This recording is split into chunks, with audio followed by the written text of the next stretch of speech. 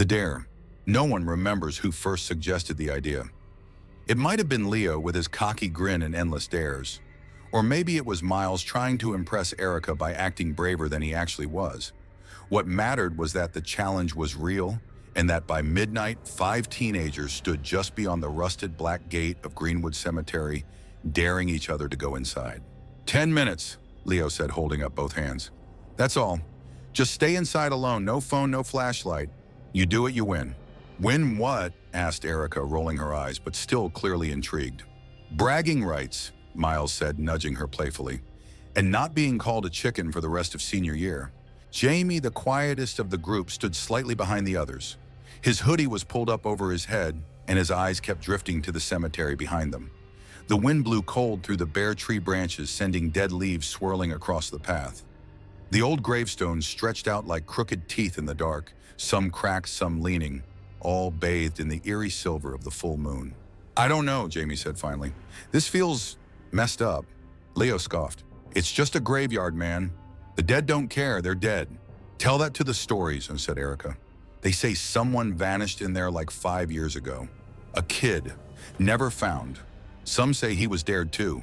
Urban legend, Leo snapped, though his voice wavered slightly. You in or out? The others looked around at each other, the unspoken tension thick in the air.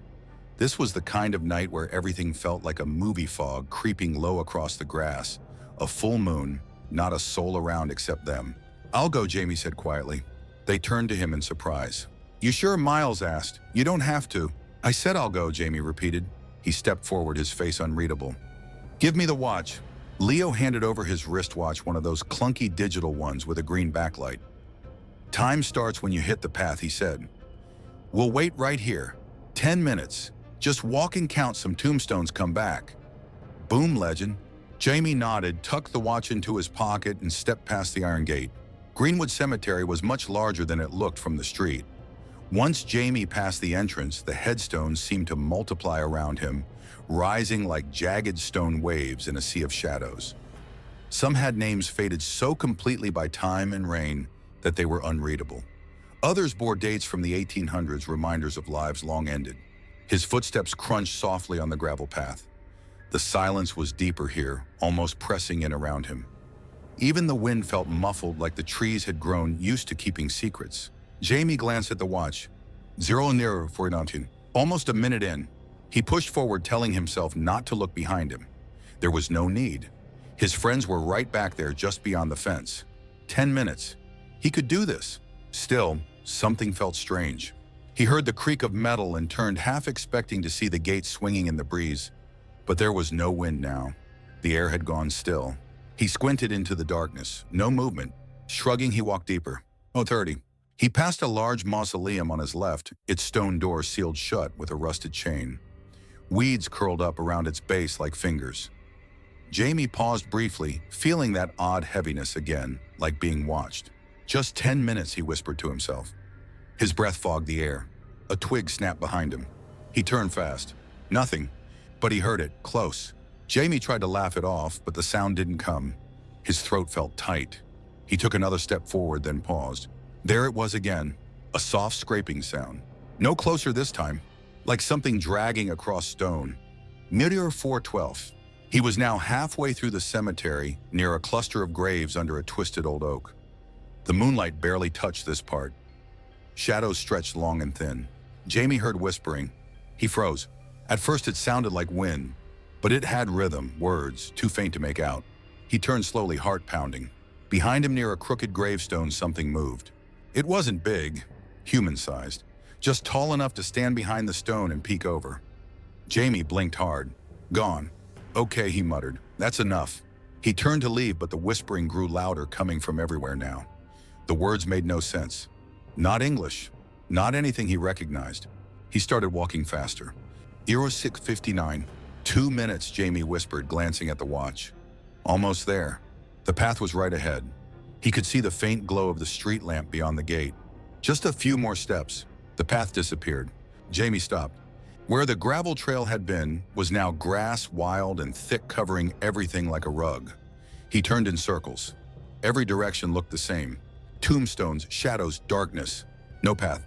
He reached into his pocket for his phone, but it was gone. His other pocket just the watch. Then just ahead he saw it, a figure, standing completely still, not moving. Its body was long and thin, almost featureless. No face, just a long, dark shape like someone made of shadow. Jamie didn't scream. He couldn't. The figure took a step forward, then another, then stopped. Jamie backed away. He tried to run, but every direction turned him back to more graves, more trees, more dark. Until 1911, the gate. He burst through it, lungs burning, legs trembling. His friends jumped up from where they were sitting on the curb. "Dude," Leo shouted. "What happened? You ran out like you saw."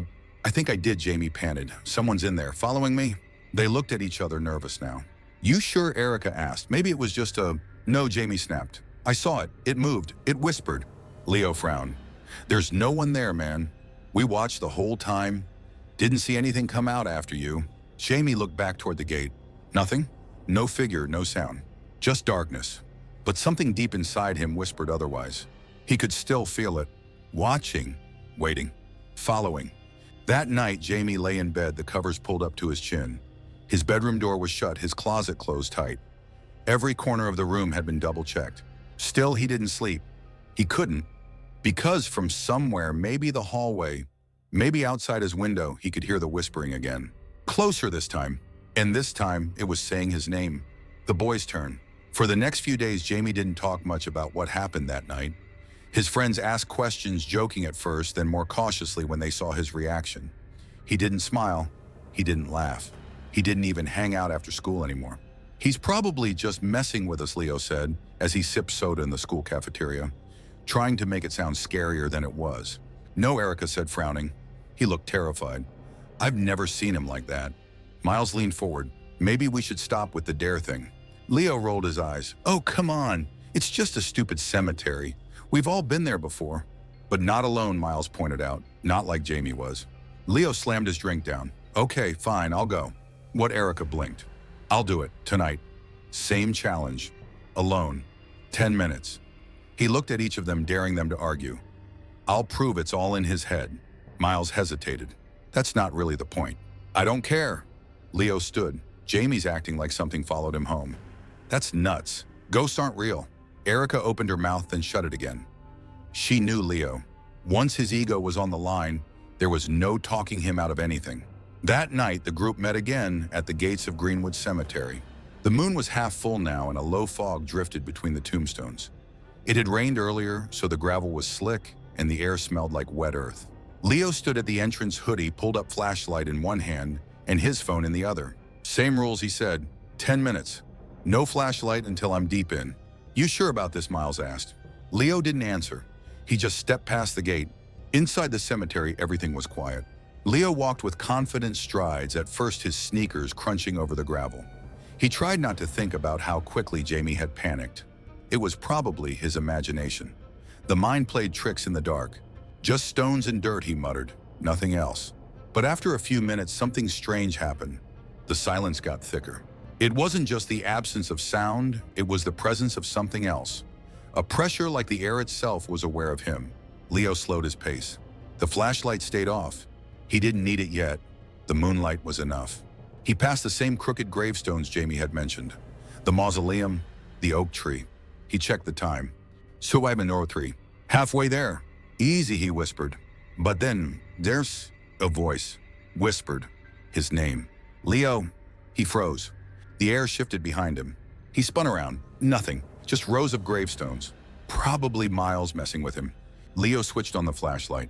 A beam of cold white light swept across the graves and hit something. A face. For a split second, he saw it, pale white eyes pressed against a tree. Then it was gone. Leo blinked hard. "What the?" He swung the light back. Nothing there. He backed up slowly, heart thumping now. "All right, not funny, guys." He turned toward the path and stopped. A figure was standing there, right in the middle of the trail. Leo's breath caught. It wasn't one of his friends. It was too tall, too still, almost unreal. The flashlight flickered. Leo stepped back. The figure didn't move. But it was looking at him. He could feel it. His mouth was dry. "I am not scared." The figure stepped forward. Leo ran. Back at the gate, Erica and Miles were pacing. "He's been in too long," Erica said. "Only a minute over," Miles replied. "Give him." A loud crash echoed from inside. Then footsteps fast and wild approaching through the fog. Leo burst out of the cemetery, gasping, pale and sweating. He dropped the flashlight. They rushed to him. Erica grabbed his arm. What happened? He couldn't speak at first. His hands trembled. Something's in there, he finally said, staring back through the gate. It spoke to me. It looked right at me. It knew my name. Miles looked toward the dark path. Are you serious? I'm not going back, Leo muttered. Ever. That night, Leo lay in bed with the light on. Every sound made him flinch.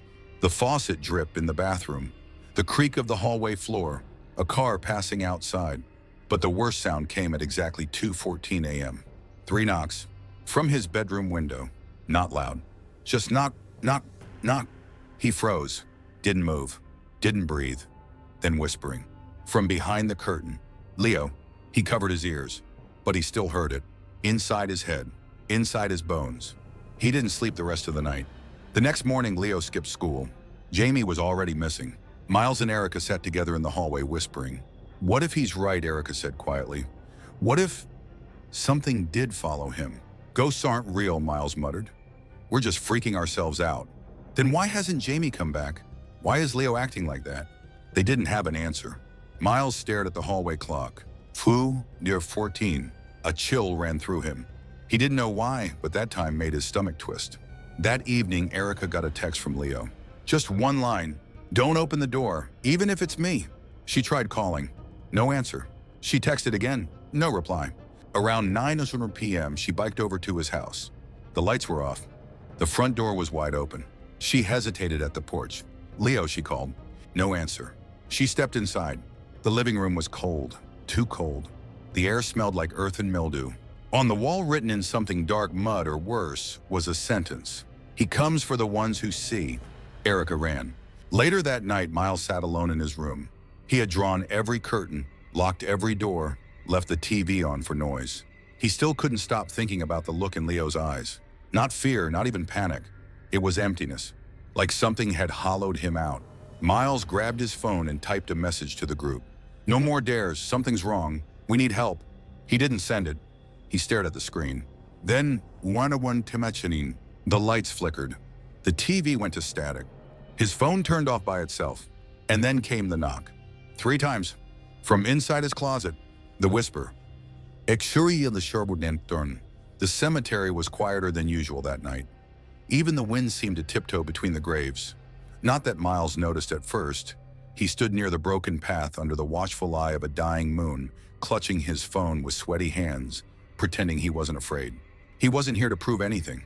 He wasn't here because he wanted to be brave. He was here because he had to understand. Jamie had vanished. Leo wasn't answering anyone. And Erica. She'd been acting strange since she visited Leo's house. She hadn't said a word about what she saw inside, but her hands wouldn't stop shaking. I'll go in, Miles had told her earlier that day. 10 minutes, just to see. You don't have to, Erica replied. That place changes you. I need to know. So now he was here alone. 10 minutes, that was the rule, in and out. He stepped past the gate. The metal groaned like it was warning him, but he didn't stop. Inside the cemetery, the air felt wrong. Not cold, not warm, just still.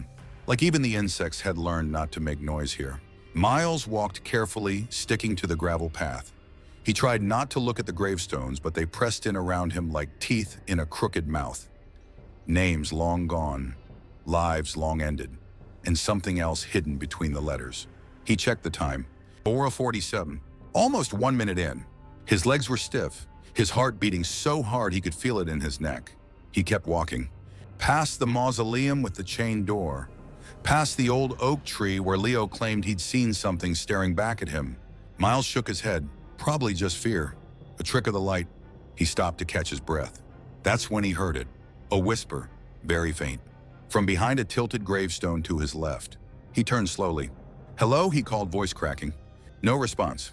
He stepped closer to the grave. It was small, weathered. The name had been worn away by time, the date unreadable. But the whisper came again. This time clearer. And this time it said something that froze him in place. Found you. Miles stumbled back, nearly falling.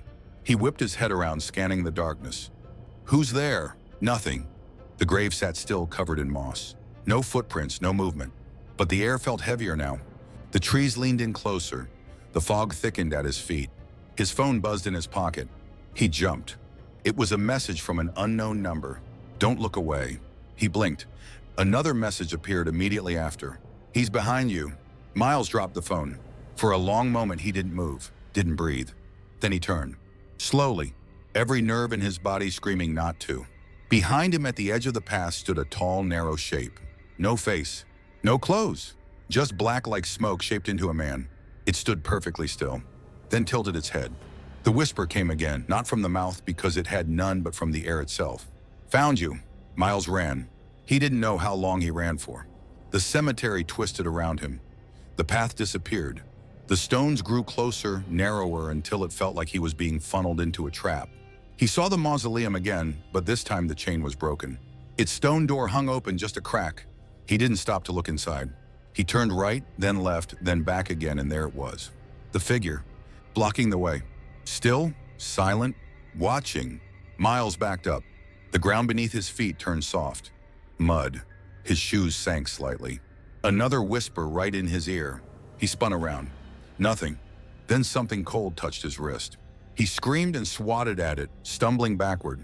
A handprint, pale, too long, too thin, branded into his skin like ice. He finally found the gate again. It was closed now, and locked. He shook it violently. "Let me out," he yelled. "Let me out!" No one answered. He turned back. The figure was gone, but a whisper drifted on the wind. "You looked. Now you see." Miles fell to his knees. His chest heaved. Tears blurred his vision. Then, when Ricaniro, a flash of light, someone was running toward him from the trees. Erica. She reached the gate and yanked it open. Somehow it gave way this time and pulled him through. "What are you doing here?" he gasped. "I had to make sure," she said, dragging him away. "I couldn't just wait." "You saw it, right?" he asked. "You heard it." She didn't answer, but her eyes told him everything. Back at her house, Miles sat on the floor, wrapped in a blanket, still shaking. Erica handed him tea, but his hands were too unsteady to hold it. After a long silence, she finally spoke. "I went to Leo's house." "I know. I saw the writing," she whispered. "On the wall." But there was more. Miles looked up. In the hallway near his bedroom, there were footprints, she said. Mud, leading to the window. He swallowed. "Jamie, too." She nodded. "He's not missing," she said quietly. "He's been taken." Miles clenched his fists. "By what?" She hesitated. "I think by whatever follows people who see it." The whisper, he murmured. "It said it found me." "I heard it too," Erica whispered. "Before Leo disappeared. I thought it was just fear, but now..." The lights flickered. They both froze. Erica reached for her phone. It buzzed before she could touch it. One message. From Jamie's number. "Don't turn around." She dropped the phone. Miles turned anyway. The window behind him was fogged up. A message written in the glass from the outside. Just 3 words. "Still with you." They didn't sleep that night. At dawn, Erica's parents found them huddled in the living room, pale and silent. They said nothing. Who would believe them? Who could help? Miles left shortly after, his hand still marked by the cold shape that had touched him. He didn't tell his parents. He didn't tell the school. But that night at exactly 2:14 a.m., he woke to the sound of whispering under his bed. One word, over and over. "Closer, closer, closer." The shadow moves. Miles didn't remember how he made it out of the cemetery. One second the whispers were in his ear and his bones under his skin. The next he was stumbling through the gate, clutching the cold metal like a lifeline. Erica had driven him home, her face pale, lips sealed shut. Neither of them spoke. They didn't have to. The others, Jamie and Leo, were still missing. The whispers had begun to follow, and now the shadow was moving. Not in dreams, in daylight. It started small, barely noticeable. The first time Miles was brushing his teeth, steam fogged the bathroom mirror. When he wiped it away, he saw himself, then something else. A figure, tall, dark, standing at the very edge of the reflection, just over his shoulder. He spun around. Nothing. Just a towel rack and the wall behind him. He checked the mirror again. Empty. But for the next hour, the skin on the back of his neck prickled like something was still there watching. That night, he tried staying awake. He stacked books against the door, left the lights on, slept with a baseball bat beside the bed. He lasted until 2:12 a.m. At 2:14, the lights cut out. The books slid across the floor as if shoved by an unseen hand, and the closet door opened with a low, drawn-out creak, but no one stepped out. Instead, a long, cold shadow stretched across the floor. It didn't move like a person's shadow should. It slithered, slow fluid like smoke or liquid night. It moved toward the bed. Miles screamed. When his parents burst in a minute later, the lights flicked back on. The closet was closed. Everything was where it should have been. Except the shadow was gone. At school, Erica noticed immediately.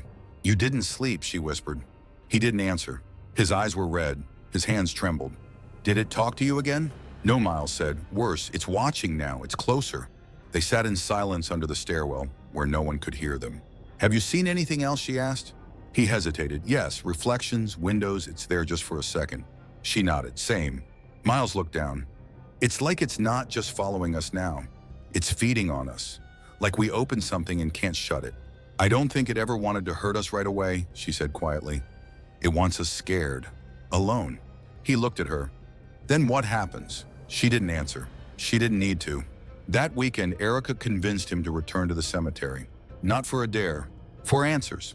Armed with flashlights, salt packets, and a copy of every superstition they could remember from late-night internet searches, they stepped through the rusted gate again just after sundown. 10 minutes, Miles whispered. "Not a dare," Erica replied. "Just long enough." The place looked different now, not just darker. Wrong. The trees leaned in. The path seemed to curve differently. The gravestones were the same, but older, cracked, deeper, twisted more. Almost as if the place remembered them. They walked together side by side, deeper than they'd gone before. Near the old mausoleum, Erica stopped. "There," she said, pointing. Miles followed her gaze. Someone or something had scratched marks into the stone wall. Long claw-like lines, not graffiti, not letters, just marks. Below them a sentence, "You let it out." Miles backed up. "What does that mean?" "I think," Erica swallowed. "I think we weren't the first, and we did what others did before. We saw it, heard it, brought it with us." She ran her hand along the scratch marks. "And once it's out, it follows." That night, Miles dreamed. He was standing in the cemetery. Only now the gravestones had names he recognized. Jamie, Leo, Erica, his. He walked past them one by one, calling out, but no one answered. Then he reached the last stone. The shadow stood behind it. No eyes, no mouth, just blackness. Then it raised one long arm and pointed directly at him. Miles woke with a scream. His alarm clock read 2:14 a.m. The lights went out again, but this time, they didn't come back on. Erica stayed home from school the next day. Miles walked alone through the halls, feeling the weight of eyes on him from every corner, every reflective surface. In the bathroom mirror, he saw something behind him again, but this time it moved. A long, slow shift of black across the floor, like it was stepping into the room with him. He didn't run. He just whispered, "What do you want?" The whisper replied, "You eat." Miles ran. That evening, Erica finally called. "I saw Jamie," she said. Miles sat up. "What, where?" "In the reflection. My bedroom window." He was standing there. He paused. "Did he say anything?" "No," she whispered, but he smiled. "What kind of smile?" "Wrong," she said. "Not his." Like his face had forgotten how to be human. They both went silent. Then Erica said something she hadn't said before. "I think we need to go back. Deeper. The old part of the cemetery. There has to be something there. Some way to send it back. It's too dangerous." "We're already being hunted," she said. "If we don't stop it now, we'll end up like them." The next night they returned. This time with candles, ropes, a compass, and a printed ritual from a half-lost paranormal forum. Half nonsense, half desperation. They pushed past the mausoleum, past the path, into the oldest part of the cemetery where no one had been buried for over a century. The air was thick here, the fog dense. Erica stopped suddenly. "What is it?" Miles whispered. She pointed. Ahead of them stood an archway made of stones half collapsed. Beyond it, a circle of graves arranged in a spiral, unmarked, cracked. In the center, a hole, just a dark pit in the earth. "Was this always here?" Miles asked. "No," Erica said. "It's new." They stepped forward slowly. Then Miles froze. At the edge of the pit stood three figures. Jamie, Leo, and someone else, all facing away. Still, then one by one they turned. Their faces weren't right, smiling too wide, eyes too pale. And behind them, the shadow, taller than ever, crawling slowly out of the pit. Its arms stretched like smoke, its body uncoiling like it had no bones. Miles grabbed Erica's hand. "Now do it." Erica knelt, lighting the candles in a rough circle. She scattered salt, whispered the words from the page. "Return to earth, return to silence. We unsee what should not be seen." The whisper came loud now, all around them. Too late. The wind howled. The candles blew out. The salt blew away. The figure stepped closer, and the shadow opened its arms. Miles felt himself falling, except he hadn't moved. The world tilted. The stars disappeared. Everything went dark. Then he was back. Lying on the ground, the graves gone, the pit sealed. Erica beside him, unconscious but breathing. The shadow, gone. And the whisper for the first time silent. They left the cemetery without looking back. They didn't speak, because they didn't know if it was truly over. But they were alive. And the shadow had moved on. The return home. Miles barely remembered the walk back home. His shoes were caked with dirt from the old part of the cemetery, his fingers raw from gripping Erica's hands so tightly. She hadn't spoken since they escaped the spiral of graves, and the thing that had nearly taken them both. He wasn't sure it was truly over, but something had changed. The silence was heavier now. The streets on the way home were darker than usual. Streetlights flickered or went out entirely as they passed beneath them. Dogs barked from behind fences, then whimpered and went silent. When Miles finally stepped into his house, everything felt wrong. Nothing had moved. No furniture out of place. No doors open that shouldn't be. But the air had shifted. There was a pressure in his chest, like the house was holding its breath. He tried to shake it off. "I'm safe," he whispered to himself, locking the front door. "It's over." But he didn't believe it. The first sign came an hour later. Miles had taken a hot shower to shake the chill from his bones. He was toweling his hair when the bathroom light flickered, once, then again, then died completely. He froze. For a few long seconds, there was only darkness and the sound of water dripping from the shower head. Then came the footsteps. Soft, slow. In the hallway outside, Miles pressed his ear to the bathroom door. The steps moved past, then stopped. Right in front of the door, he held his breath. Something scraped gently along the wood. Not knocking, dragging. He turned the lock with shaking fingers. The scraping stopped. He waited, then slowly opened the door. No one was there. The hallway was empty, but the light in his bedroom was on, and he had left it off. He slept with the lamp on that night, or tried to. Every few minutes, he heard movement just on the edge of hearing. A creak near the closet, a whisper under the bed, a breath not his own. He lay stiff, eyes wide, blanket pulled up to his chin. At 2:14 a.m., the temperature dropped sharply. He watched his breath fog in the air, and then the whisper came, faint but familiar. Still here. He turned toward the closet. Its door was open by an inch. He hadn't opened it. He got up slowly, walked over and pushed it shut. It clicked into place. He turned back toward his bed and saw it. Just for a second, a shadow, moving across the floor, toward him. Then it was gone. The next day at school, Erica didn't show up. Miles texted her. No reply. He considered going to her house, but he wasn't sure he could handle seeing that haunted look in her eyes again. Instead, he went through the motions of a normal day, barely hearing the teachers, barely tasting his lunch. He kept seeing things. In the corner of his eye and reflections in the shine of a locker door. Shadows that didn't belong. One time in the bathroom mirror, he saw someone standing right behind him. But when he spun, the stall door creaked closed like someone had just stepped inside. He didn't look under it. He just left. That evening, he finally worked up the nerve to visit Erica. Her house was silent when he arrived. No lights on, no car in the driveway. He knocked. No answer. He tried calling again, straight to voicemail. He walked around the side of the house and peeked through her bedroom window. The curtain had been torn down. The room was trashed, papers, scattered candles melted into black pools on the floor. And in the middle of the room, scrawled across the wall in what looked like charcoal or soot, were the words, "She looked too long." Miles backed away slowly, heart pounding. He didn't see anyone, but he felt it. Something watching him from inside.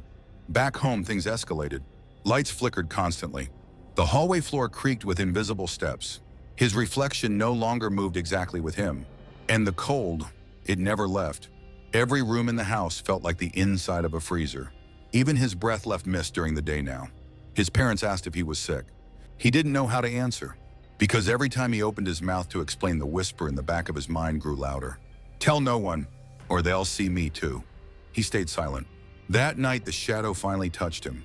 He was lying in bed half asleep when the weight pressed down on his chest. Not like a dream, not like sleep paralysis. This was real. Heavy, smothering. He opened his eyes. The shadow crouched above him, no features, no face, just darkness shaped into a man. It leaned close. Its form rippled like smoke underwater. And then it whispered in a voice made of static and rot. "You brought me back." Miles couldn't move, couldn't breathe. The shadow's cold sank into his skin. It wasn't angry. It wasn't violent. It was possessive, like it had claimed him. The next morning, Miles woke on the floor. His pillow and sheets were across the room. His walls were covered in handprints his size and larger. In the mirror, his eyes looked different. Not red from crying. Wrong. Too wide, too focused, like something else was behind them. He started hearing the whisper all day long, even at school, in the halls, in the voices of his teachers. Sometimes he'd turn and see someone staring at him from across the cafeteria, only to blink and realize no one was there. He was breaking, and the shadow was closer now. Not just watching, waiting. He tried to tell his parents. Started to. He sat them down at dinner. Said something's wrong. They leaned in, listened. He opened his mouth to explain, and then the whisper surged into his head. Don't. He choked mid-sentence, dropped his fork. The room spun. His father asked what was wrong. Miles stood abruptly and left the table. He couldn't tell them. He wouldn't drag them into this. He knew what would happen if he did. That night he returned to the cemetery alone. No flashlight, no plan, just desperation. He walked straight past the gate, ignoring the screech of metal, ignoring the wind. The path welcomed him like an old friend. The shadows reached for him like lovers. He returned to the old part, the spiral graves, the sunken pit now filled in with black soil. He stood there shaking, and he screamed, "What do you want?" Silence. Then this a whisper, not behind him, inside him. "Stay." He fell to his knees. Dirt soaked through his jeans. Tears blurred his vision. "I didn't mean to bring you back," he sobbed. "I didn't know what I was doing." The ground pulsed beneath him, not shaking, breathing. He backed away. But as he turned to leave, a hand reached up from the soil, pale, thin, grabbing his ankle. He woke up in his room, drenched in sweat, the window wide open, his feet covered in mud. There were fingerprints around his ankles, and on the mirror written in fog, "You belong to me now." Miles didn't go to school the next day. He didn't eat, didn't speak. He sat in his room, lights on, staring at the corner where the shadow liked to stand. It was always there now, patient, smiling without a mouth, whispering things only he could hear. Erica was gone. Leo was gone. Jamie had vanished first. Now he understood. It didn't take you all at once. It hollowed you out first, made you forget what sunlight felt like, made you feel like you weren't alone even when you were. And once you were too broken to fight, that's when it truly moved in. He looked at his reflection one last time.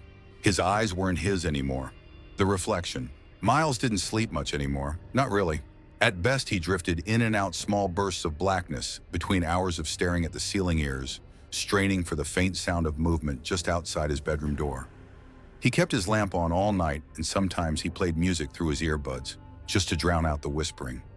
But even music wasn't enough now, because the whisper wasn't just outside him anymore.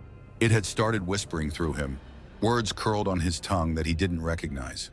Thoughts entered his head that he hadn't formed. When he passed mirrors, he caught himself mouthing phrases he hadn't spoken.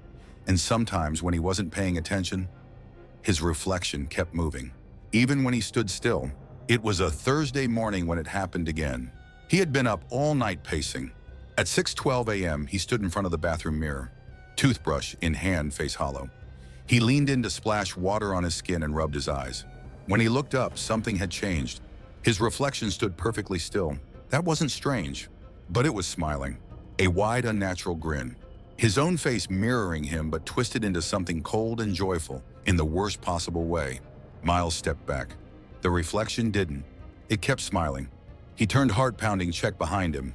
Empty. He looked back, and the smile was gone. The reflection stood as it should, mirroring his fear. But the damage was done. He had seen it. It had seen him. And now it knew that he knew. He stayed home from school again. His mother knocked on his bedroom door around noon. "Miles," she called softly. "Honey, are you feeling okay?" He didn't answer. He couldn't. Because if he opened his mouth, he didn't know whose voice might come out. He sat at his desk staring into the small circular mirror he'd taped over weeks ago. That morning, he'd ripped the paper covering it back. Now he watched it constantly. His reflection sat across from him. Same posture, same clothes. But sometimes, just barely, it blinked wrong. Too slow, or too fast, or not at all. Around 3 p.m., he got a message. Unknown number. No profile picture. Just one sentence. "Why are you watching me?" He dropped the phone. His breathing quickened.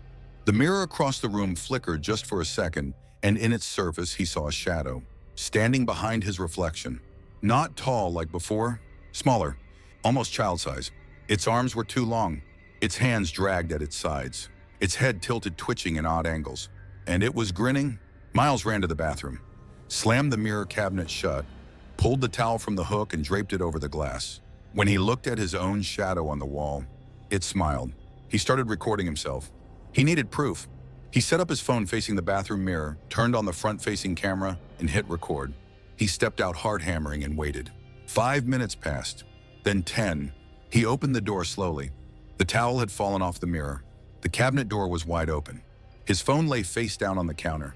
The screen had stopped recording at 2:14 p.m. exactly. He picked it up and pressed play. For the first 5 minutes, everything looked normal. Then movement. Behind him in the mirror, something crawled into frame. Black, thin, not standing, crawling, bent backward, grinning. He stopped the video and threw the phone across the room. It shattered. And in the cracked screen for a split second, he saw his own face, smiling again.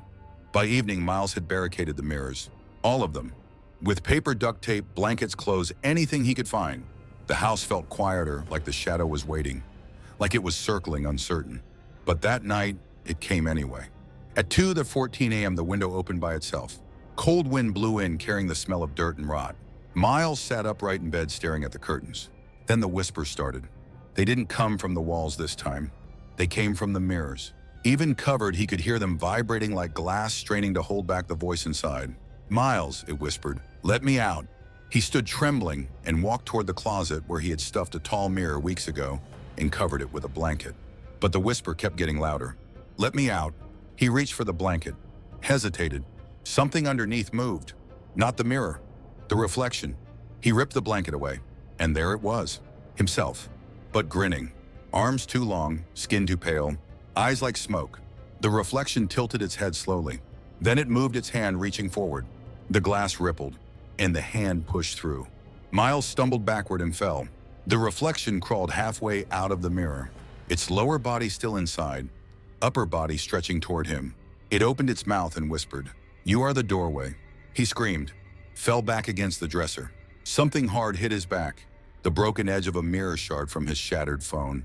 He grabbed it, held it up like a weapon. The shadow paused. Its eyes flicked to the glass in his hand, and it hissed, recoiling. The air shuddered, and in an instant it vanished, pulled back into the mirror like smoke sucked into a vacuum. The glass cracked from edge to edge. Miles dropped the shard and collapsed. The next morning he woke on the floor. He wasn't sure how much was real. His back ached. His phone was still broken. And the mirror, still cracked. He avoided his reflection all day. By evening, something changed. The house was lighter. He hadn't heard a whisper in hours. No cold air. No movement in the walls. He dared to hope. He even opened his curtains and let light in again. He hadn't seen Erica in days. He texted her. Still no reply. He decided to check her house again. The yard was overgrown. No lights on. He walked up to her window and knocked. Nothing. He cupped his hands against the glass and peered in. The bedroom was empty. But on the mirror above her dresser, someone had written a message in smudged black soot. "Don't look at it." He backed away slowly. And behind him in the car window, he saw something move. A reflection. Not his. It was Erica, standing right behind him. But she didn't blink. She didn't breathe. And she was smiling. He turned. No one was there. Just the wind. Just the trees. He walked home. The reflection followed him the whole way. That night he made a decision. He pulled every mirror from every wall, shoved them in a bag, and at midnight he returned to the cemetery. He carried them all to the spiral of graves. The pit was gone, but the ground still pulsed beneath his feet. He dropped the bag in the center of the spiral and stepped back. He lit a match, watched it flicker, then tossed it onto the mirrors. The glass hissed, cracked, and screamed.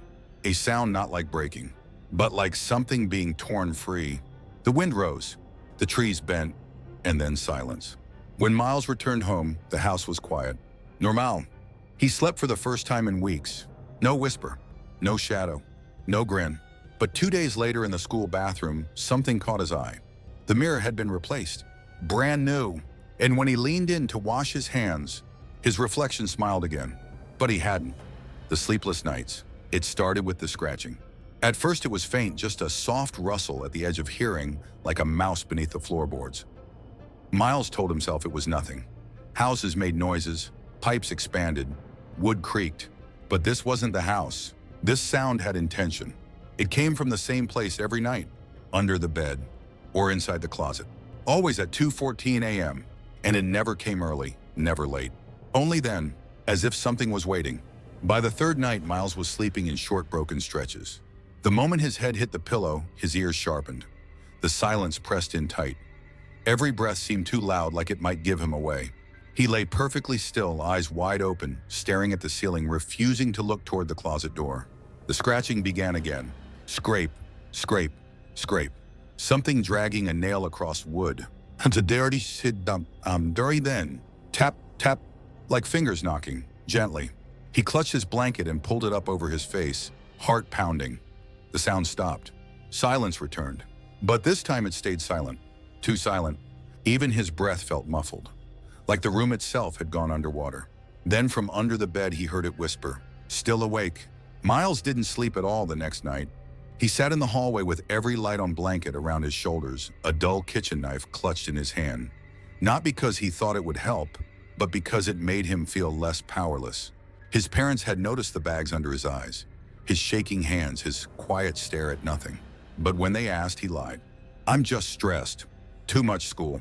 I'll be fine." But he wouldn't, because he knew what was coming, and it was getting braver. On the fifth night, the scratching didn't stop. It grew louder. Now it sounded like something was tearing through the floorboard beneath his bed, digging, clawing. He leaned over once, shining his flashlight under the frame. Nothing. But when he sat back up, there were fresh claw marks on the wall. Long, in deep, still warm. He locked the closet. He shoved furniture in front of it. He pushed his dresser against the bedroom door. And then he sat in the corner until morning, waiting. School was a blur. The teacher spoke in static. His classmates looked at him like he was fading. His reflection in the school bathroom mirror looked sick. Skin too pale, eyes too wide. He stared for a moment longer than he meant to, and it blinked wrong. Not like him, slower. Then the corners of his reflection's mouth began to curl up into a smile. He turned away, but he saw it in the corner of his eye for the rest of the day. Watching, waiting. Erica didn't answer any of his messages anymore. She hadn't been to school in over a week. No one seemed to notice. No one seemed to care, except him. And maybe the shadow. Because now it was whispering during the day. Short phrases, single words, not from anywhere specific, just from inside. Tired, closer, let me in. On the seventh night, the closet door opened by itself. He had locked it, blocked it, wedged it shut with an old chair and several boxes. But at 2:14 a.m. it creaked open with a long, aching groan. And the room filled with the smell of dirt, wet earth, old wood. Miles didn't move. He couldn't. He watched from the corner of his room, breath held as something stepped out. Not fully visible, just a ripple in the dark, a smudge against the light. It dragged a long finger along the wall, leaving behind a black smear that sizzled like acid. Then it crouched at the edge of his bed and waited. All night. He stopped using his bed after that. Started sleeping on the floor of the bathroom, if you could call it sleep. He kept the lights on. He never shut the door. And even then, the scratching returned. Now from behind the mirror, it scraped from the inside. Sometimes he saw outlines forming in the glass, fingers pressing outward, a grin forming in the fog. He smashed the mirror on the third night of that, but it didn't stop. The whispers continued. In the toilet bowl, in the sink drain, in the flickering light above the medicine cabinet. Every surface was a doorway, every reflection a warning, or a trap. He tried to tell his parents again. They told him it was time to see someone, maybe a counselor or a therapist, his mother said gently. He nodded, smiled politely. But that night he overheard them whispering. "I'm worried," his father said. "He's not sleeping. He barely eats." "I caught him talking to himself last night," his mom replied. Or someone. In his room. But he was alone. They didn't understand. They couldn't. And he couldn't risk letting them in. Because now the shadow was stronger.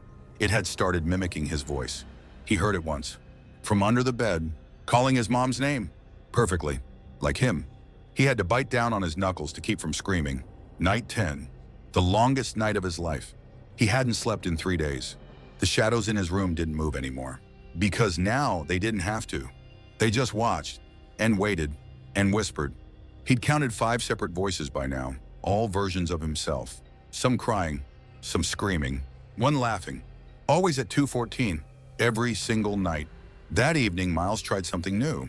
He laid salt in a circle around his room, lit candles at each corner, burned sage, whispered prayers, anything he could remember from online forums or desperate books he'd skimmed at the library. The room felt clearer afterward. Lighter. He dared to lie on his bed for the first time in days. He didn't close his eyes, but he rested. For a while, the world was quiet. Then the candles flickered out, all at once, and the whisper came again. Almost mine. The salt darkened, turned black, and the circle split. From the crack in the circle, something grew. A shadow. Tall, grinning. It didn't speak. It didn't move. It waited. For him to break. At dawn, it vanished again. The whisper didn't return that day. But something else did. A letter. No envelope. Just folded paper left under his door. He opened it with shaking hands. Meet me at the cemetery, midnight. Come alone. No signature. No return address. But the handwriting, he knew it. Erica, she was alive. Or at least, she had been. He didn't hesitate. That night, for the first time in weeks, Miles left the house. He walked past sleeping houses and silent streets, the air unusually still. The cemetery gates groaned as he pushed them open. Fog clung low to the ground. The graves were silent. And at the far end, by the spiral of old stones, stood someone. Erica. She turned as he approached. She looked pale, thin, her eyes sunken. But she smiled when she saw him. Hey, she said softly. Where have you been, he asked. Hiding, running, failing, she said. But I found something. Something important. She turned and pointed toward the old spiral. I know how to end this, she whispered. But it's going to hurt. Miles stepped beside her. From the ground beneath the spiral, the dirt pulsed like a heartbeat. And deep inside the earth, something stirred. Something that hadn't slept in a long, long time. The graveyard visit. It had been 15 nights since Miles first heard the whispers. 15 nights since the dare. Since Jamie disappeared. Since Erica started to change. 15 nights since the thing crawled out of the shadows and followed him home. He hadn't slept in days, not truly. The scratches under the bed had grown into pounding. The whispers were no longer shy. And now when he looked into the mirror, he saw someone else looking back. Someone who smiled when he didn't. Someone who blinked late. Someone who wanted out. The letter Erica had left, meet me at the cemetery midnight, played over and over in his mind. She hadn't waited. When he got there that night, all he found were footprints, hers circling the spiral of graves, then vanishing into the dirt. She was gone, and the whisper had returned stronger than ever. So tonight Miles was going back, alone, not with a plan, not with weapons, just with desperation. Midnight. The gate groaned open with a sound like breath through broken teeth. He stepped in slowly, flashlight trembling in his grip. The trees leaned inward, branches like crooked fingers scraping the sky. The cold hit him instantly, sharp, unnatural. It was summer, but his breath fogged in the air. As he passed into the deeper part of the graveyard, the air thickened, heavy, watching. The spiral of graves waited for him, same as always. A circle of old cracked stones centering on the spot where everything began. The dirt still pulsed there, still breathed, still wanted. I came alone, Miles whispered. His voice cracked. He stood in the center of the spiral looking around. No movement, no answer. He dropped to his knees. The ground felt warm beneath him, like flesh. I'm sorry, he said. Still silence. I shouldn't have come here that night. I shouldn't have knocked. The wind shifted behind him, a soft exhale. I didn't mean to open anything. I didn't mean to let you in. His fingers dug into the dirt, shaking. Please, he begged. Just leave me alone. Take it back. Whatever I gave you, whatever I did, take it back. The wind stopped. The air went dead. And a voice answered. Too late. He spun. Nothing there. But the shadows around the spiral had deepened, thickened, like black ink spilling outward. And then rain did. From the edge of the spiral, the dirt broke open. Something pushed through. Not with violence, with purpose. A hand. Thin, black as coal. Too many joints in each finger. Nails like thorns. Then another. It pulled itself out slowly. Head first. Not a face, just smooth blackness. No eyes, no mouth, no shape that made sense. And yet, it watched him. Miles couldn't move. Couldn't breathe. The thing stood upright. Taller than him. Taller than any person should be. It moved with the silence of breath held too long. You knocked, it whispered. Its voice was everywhere in the trees and the soil in Miles's mind. I answered. "I want to close the door," Miles said. His voice trembled. The shadow tilted its head. "You are the door." Miles felt the truth of it like a weight in his chest. "I never wanted this, but you came back." The creature stepped forward. The ground didn't crunch, it shuddered. "You fed me fear, you fed me attention. Now you feed me everything." It reached out one hand. Miles backed away. But the spiral of graves wasn't just old stones anymore. They were arms. All around him, the earth shifted. Hands reached up, black twisted clawed, grabbing his ankles, his wrists holding him still. He screamed. The shadow bent low. No face, but it whispered in his ear. "You invited me in. Now, I invite you here." The ground split beneath him. He fell. Not fast, not screaming. He floated downward through earth that pulsed like muscle and glistened like oil. Whispers filled the space around him. 100 voices, 1,000, each one familiar. He heard Leo, Jamie, Erica, and himself, crying, begging, laughing, then silence. When he opened his eyes, he wasn't in the graveyard anymore. He stood in a place that looked like it had once been a town. Broken buildings twisted upward like melted wax. Lampposts leaned at impossible angles. Every window showed his face, all of them staring back at him. Some smiling, some screaming, all watching. He turned slowly. Every surface reflected him, and behind every reflection, the shadow stood. He walked. There was no ground beneath him, only the idea of it. Gravity bent strangely here. Sometimes he floated, sometimes he sank with each step. Then he saw it, a mirror, freestanding, tall and cracked. But in it, Erica. She stood still, eyes empty. He ran to it. Erica. She didn't respond. He touched the glass. Cold. Then retournesque one. She blinked. Her mouth moved, but the voice wasn't hers.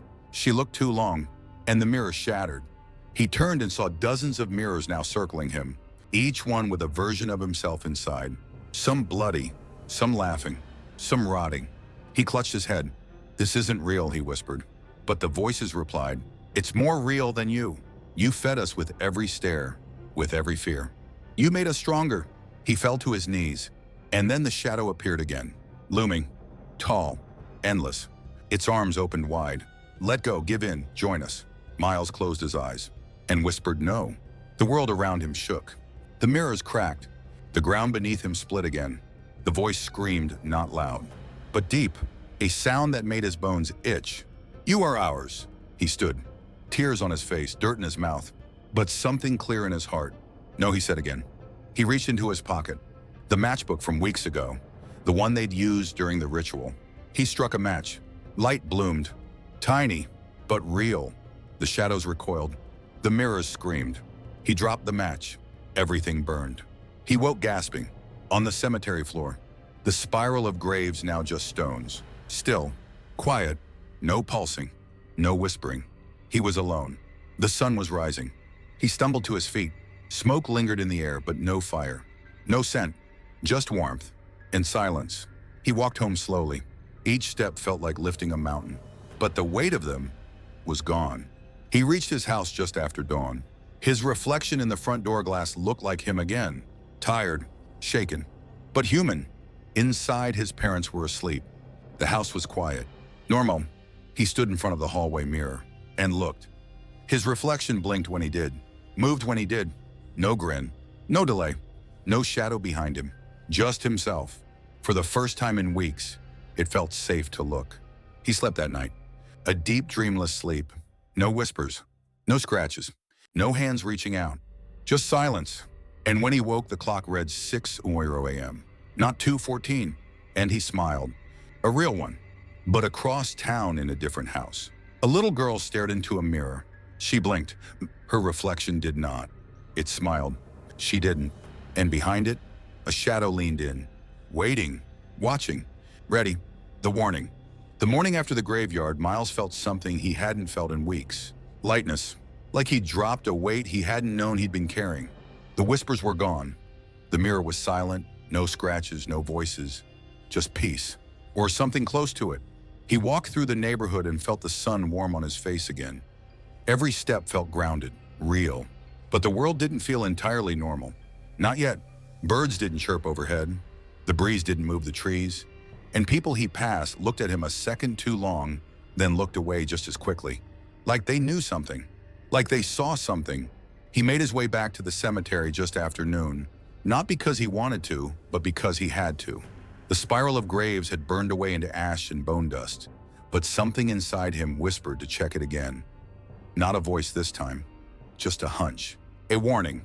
When he reached the rusted gate, an old man stood there. He hadn't been there the night before. He looked like he belonged to the place clothes gray, with dust hands like knotted wood, one eye clouded white with age. He held a rusted lantern in one hand. He watched Miles approach. Didn't smile, didn't speak, just as stared. Miles stopped a few feet away. "Hi," he offered cautiously. The old man's voice creaked out like wood bending under pressure. "You came back." Miles nodded. "I had to. I needed to make sure." He trailed off. The man's one good eye glinted sharp as broken glass. "You think it's over," he said. Miles swallowed. "Isn't it?" The caretaker shook his head once, slowly. "You spoke to the wrong one." Miles blinked. "What to, The man stepped forward, boots crunching gravel. His voice was low now but urgent, dry and brittle like an old page. "You weren't supposed to knock." Miles felt his stomach twist. "It was just a dare. We didn't know." "No one ever does," the man snapped. "That's how he gets you." Miles stared, heart pounding. "Who is he?" The man paused, then said simply, "The one who watches." The words chilled Miles in a way the shadow never had. "They said he was just a story," he muttered. The caretaker let out a dry chuckle. No humor in it. "Most stories are, until someone makes them real." He lifted the lantern, gesturing toward the spiral. "You didn't summon him. You invited him." "I sent him back," Miles said. His voice sounded too small now. I burned the mirrors. I sealed the spiral. You fed him first," the man said. "He never leaves once he chooses." Miles froze. "He wet for system and serpent." "What?" The man stepped closer. His one white eye gleamed like the surface of a dead pond. "You're not haunted anymore because he's inside you now." Miles took a step back. No, he was gone. The voices, the shadows, the reflections. "All quiet now, aren't they?" the man said. Miles nodded. "That's how it starts," the caretaker whispered. "The silence comes first, like still water, deep water, and you don't realize you're drowning until it's too late." Miles tried to catch his breath. "You're lying." The man didn't blink. "Check your shadow," he said. Miles turned slowly. The sun shone bright above him, but there was no shadow. Nothing cast behind his feet. He turned back, mouth dry. The man just stared at him as if waiting for something to break. Miles felt a drop of cold sweat roll down his neck. "I want to fix this," he said. The caretaker shook his head. "There's no fixing, only surviving." Miles stepped forward. "There has to be a way. Someone must have beaten him before." "No," the man said. "They just stopped struggling." "Please," Miles begged. "Tell me what I can do."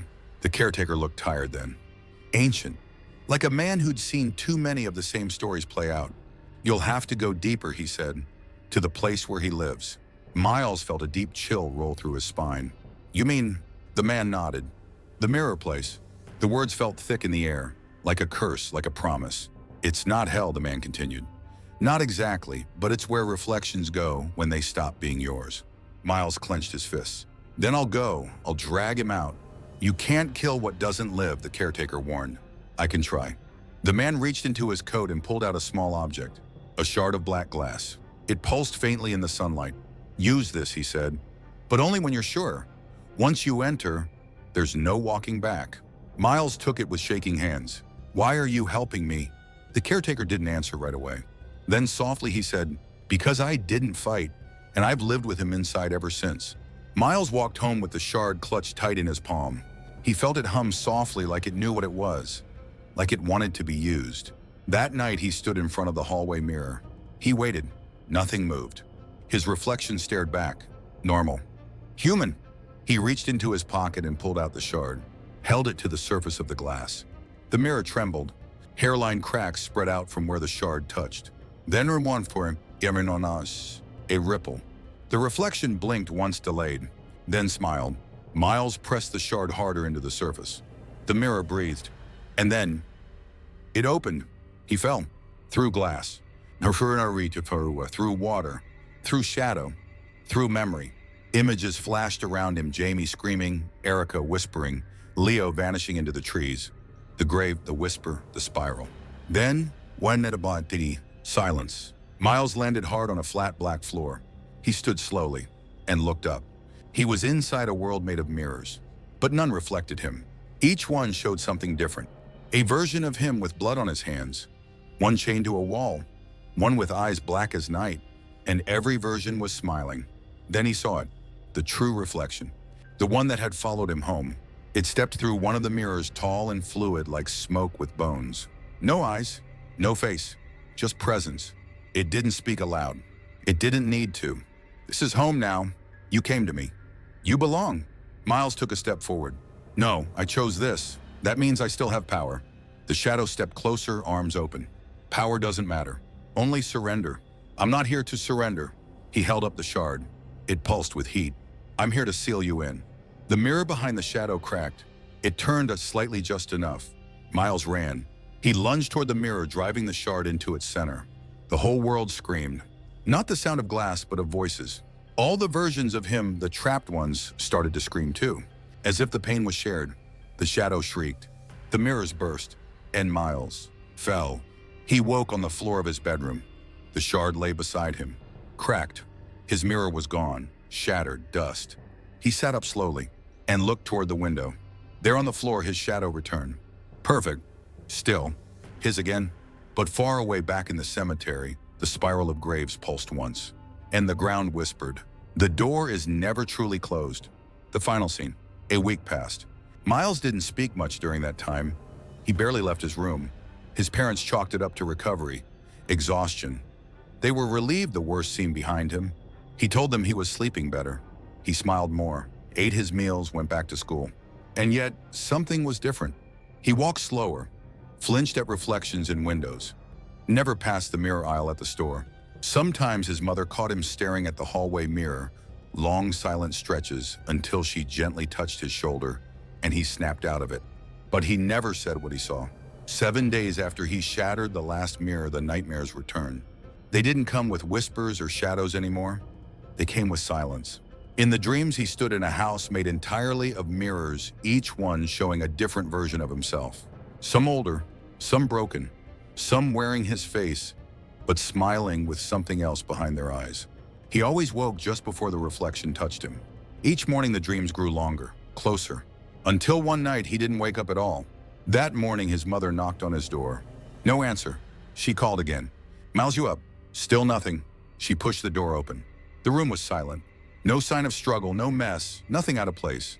Except for one thing. The window was open, curtains fluttering gently in the morning breeze.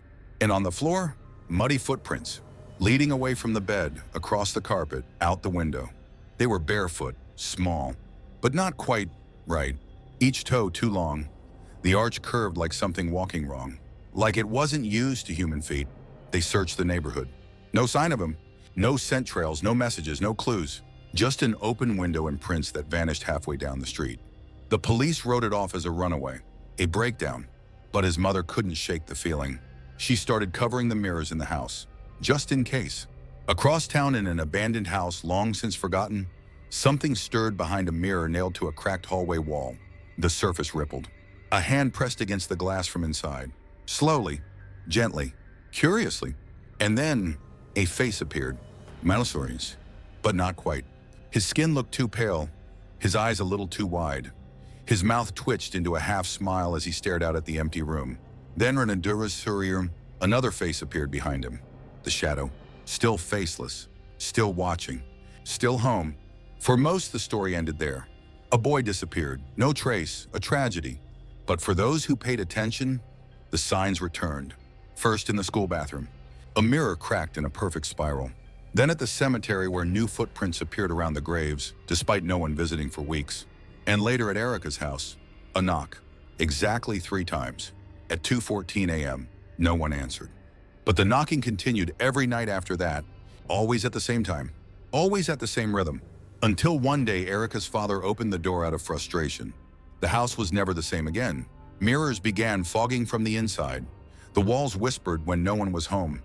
And their youngest child began drawing pictures of a smiling boy, standing in a field of broken glass. Some say Miles came back, but not as he was. Not entirely. Neighbors saw him sometimes, a glimpse in a window, a shadow too tall for the hallway it passed through, a voice calling softly from the basement in his tone saying, "I'm still here." The caretaker from the cemetery left town. No one saw him go, but one day his shack by the gate stood empty. Lantern still burning, notebook open on the desk, and scrawled across the final page. The door was never closed. It just stopped creaking. Back in the spiral of graves, a new stone appeared.